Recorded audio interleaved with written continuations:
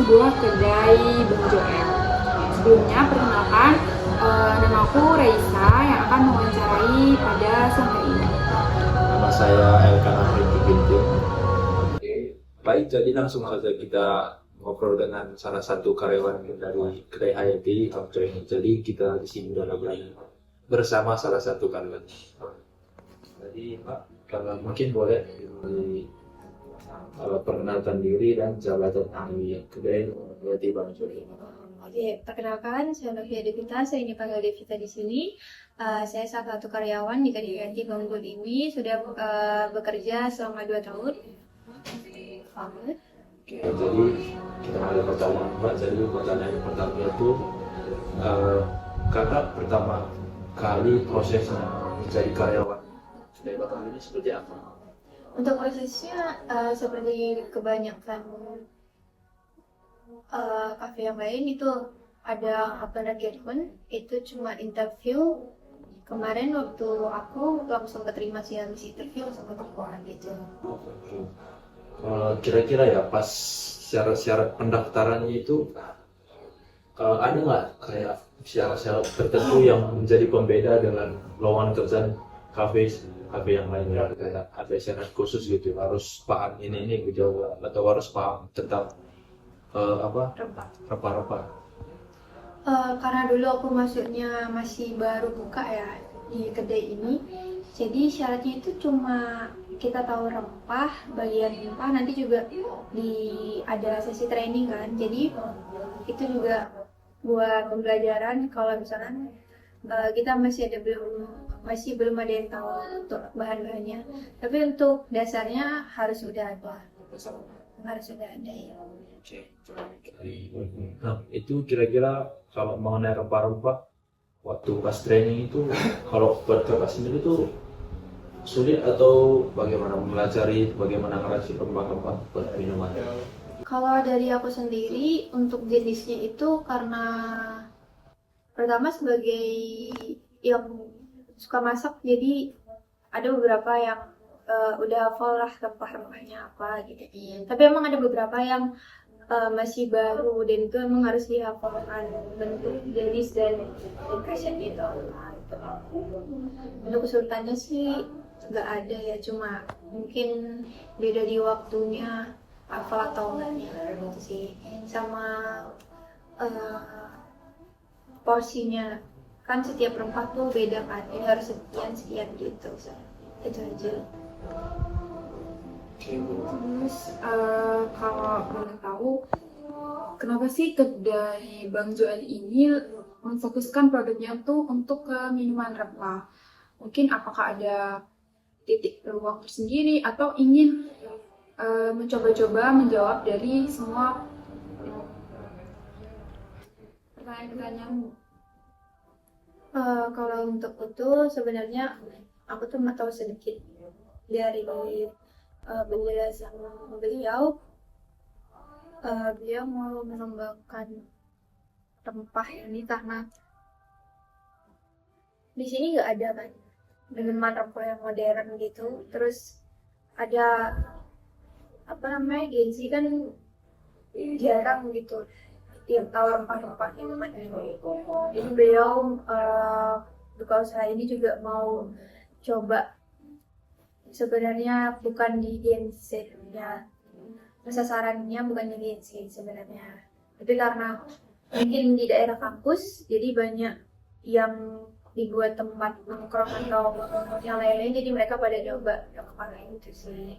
Kalau untuk inovasinya mungkin maksudnya dari beliaunya, aku tahunya di situ aja. Kalau pembeda nih ya Kak, apa sih yang membedakan minuman rempah dari kedai Hayati Bang Joel ini dengan minuman yang lain Kak?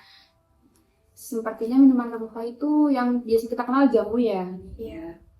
Terus Kak, bedanya? Kalau setahu aku kan juga dari kampung ya, ada beberapa keluarga juga yang jualan jamu. Itu dari prosesnya itu kan nggak cuma satu kali ya, jadi mungkin ada beberapa rasa dan khasiat yang hilang. Tapi kalau misalnya di sini kita prosesnya cuma satu kali dan nggak yang ribet, jadi kemungkinan khasiat dan rasanya itu sedikit yang berkurang. Apalagi kalau yang panas itu memang langsung fresh dari rempahnya langsung. Gitu.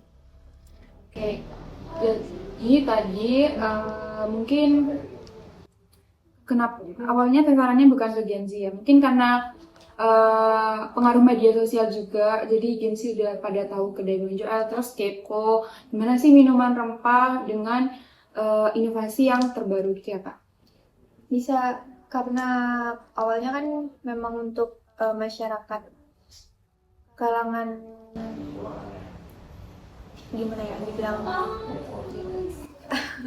milenial mungkin ya, kalangan milenial itu yang sekarang kan udah banyak yang terpengaruh sama makanan gitu kan. Jadi foundernya juga mencoba untuk hidup sehat tapi yang modern gitu. Jadi ada inovasi dari sini. Nah, kalau untuk kalangannya itu Gen Z sebenarnya lebih ke biasanya ikut-ikut ya. Jadi biasanya ya, jadi karena di sekitar kita banyak kampus dan banyak Gen Z juga, mereka yang biasanya rombongan ada beberapa yang pesan rempah dan itu jadi cicipin. Jadinya banyak yang kalau emang suka tertarik beli gitu. Oh iya nih Kak, saya mau tanya ya. Di kedai Happy itu sendiri kan di sini lebih memilih gula singkong sebagai pemanisnya. Nah, itu di sini tuh apakah penggunaan gula singkong itu merupakan bagian dari inovasi atau bagaimana Kak? Itu juga salah satu inovasi karena kan biasanya kita pakai gula biasa kan untuk makanan atau minuman yang enggak tuh kita pakai gula biasa.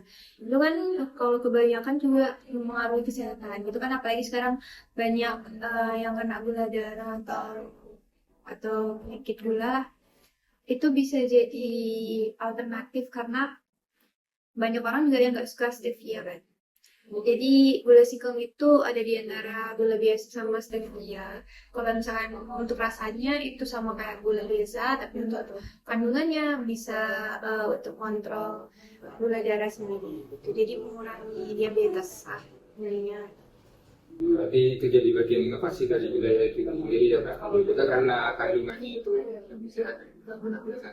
Iya, kalau dari inovasi sih karena kita kan pakai rempah, jadi mengurangi hal itu sih. Terus kira-kira minuman yang bestseller dari kedai itu sendiri apa ya Kak? Kita kan kalau rempah itu ada dua varian ya, ada panas sama yang dingin. Kalau misalkan yang dingin itu biasanya di Rosella. Kalau Rosella itu karena rasanya light, jadi banyak yang suka, nggak terlalu strong kayak rempah-rempah yang lain kan. Kalau untuk yang panas itu kita ada di Rempah Hayati. Itu biasanya karena isinya lengkap dari empon-emponnya, makanya biasanya banyak yang request itu sih. Jadi kalau yang gula singkongnya itu ada di ruang yang aku sendiri, inovasi yang lain, juga gula singkongnya bisa jadi request di gitu. Kita pakai gula singkong itu untuk semua, kopi juga pakai gula singkong kalau untuk yang nggak, iya. Kalau misalkan untuk yang hitam rempah atau yang nggak pakai gula itu di sini nggak ada gula biasa, ada yang gula singkong. Jadi kalau misalkan mau request gula ya kita pakai gula singkong. Jadi semuanya pakai gula singkong gitu. Iya, betul. Kalau untuk menunya di sini apa ada cuma rempah aja atau misalkan yang nggak suka rempah tapi suka ya suasana di sini kan nyaman, homey banget, itu apa ada menu-menu yang lain kan? Ada di sini nggak cuma rempah, kita ada kopi, perkopian, sama biasanya kan ada kopi susu gitu juga, sama yang wheel base biasanya. Berarti ini kan katanya sudah 2 tahun di sini. Berarti kedai Hayati ini sudah berjalan kurang lebih 2 tahun kan? Iya, 2 tahun. Hampir juga beda 1 bulan. Kalau itu kan orang ini banyak tahu kedai baju dan aku juga lihat sendiri itu sempat ada promosi di kota di Indonesia. Berarti itu yang menjadi peluang terbesarnya bahwa kedai Hayati ini bisa catch up sama Sebenarnya kalau dari sini itu nggak juga sih, maksudnya dari mulut juga. Sebelumnya memang kita nggak pakai jasa itu nah karena ada masukan kenapa nggak pakai jasa yang biasa itu aja, jadi kita juga itu gimana kalau biar nyebar luas bisa nggak gitu sih, kan sekarang kan ada pakai media sosial ya, jadi bisa dipromosi lewat situ sih gitu. Terus kalau misalkan ada saran atau kritikan dari customer itu gimana Pak? Dari yang kedai ini sendiri. Kalau untuk saran dan kritikan di kedai langsung itu masih belum ada ya, maksudnya komplainan langsung itu belum, tapi kalau misalkan di media sosial ada saran biasanya dari ownernya ngebalesin pesannya satu-satu sih. Kita kan ada Instagram, TikTok, sama Google. Iya, Google Maps gitu. Kalau untuk saat ini mungkin ada kepikiran dari owner sendiri untuk inovasi menu atau gimana lagi kreativitas dari kedai ini untuk bisa menjangkau semua customer. Kalau menjangkau semua customer itu kan kadang sesuai selera ya, tapi kalau misalkan untuk produk dan menu ada, untuk menunya itu ada saran dari beberapa karyawan waktu itu dan juga dari launching itu menjadi menu English itu inovasi dari kata karyawan. Terus kalau untuk produk kita keluarin produk itu sebenarnya juga mau launching di e-commerce gitu, tapi masih proses pendataan atau sama halal gitu kan, karena makanan jadi harus lewat proses itu kan, jadi maksimum itu sih. Tapi kalau misalkan langsung beli di sini sudah ada, cuma kalau untuk kita yang terjunin di e-commerce belum. Ini kan kita ada rempah yang kering, itu kita bisa ngasih sendiri atau udah ada misalkan apa ya hancur ya udah itu untuk pakainya hancur aja itu gimana? Kalau saat ini di sini ada yang peracik sendiri, ada tempatnya di sana, mungkin nanti bisa disub. Kalau misalkan dibawa pulang juga bisa, nanti kita yang racikin sih kalau dibawa pulang.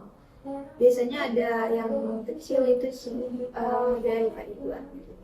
Kalau menurut kakak sendiri, seberapa penting sih kreativitas dan inovasi dalam menjalankan usaha di kedai Hayati itu agar tetap mampu bersaing dengan Kalau untuk kreativitas sebenarnya di semua bidang itu kan kita juga butuh kreativitas ya, karena sekarang banyak orang yang cepat bosan, apalagi ini juga banyak inovasi juga kan, jadi kita harus sama-sama nyanyiin inovasi mereka juga. Kalau misalnya tetap mau berkarya lebih lanjut harus banyak inovasi sih, mungkin ada produk baru atau suasana baru mungkin dari situ lah. Iya, kalau misalnya itu kan melihat bahwa kalau kayak sekarang banyak yang coba-coba, udah banyak kan jamu-jamuan di luar, tapi kan banyak orang yang bilang katanya yang kayak gini belum ada gitu. Mungkin kalau di Jember iya, tapi kalau misalkan kita mau ke tempat lain kayak ke Jogja atau yang lainnya mungkin ada. Kalau lebih itu aja kayak yang bisa kita dengarkan. Terima kasih sudah mau untuk diwawancarai dan semoga kedepannya kedai Hayati ini bisa viral dan berubah untuk semua kalangan.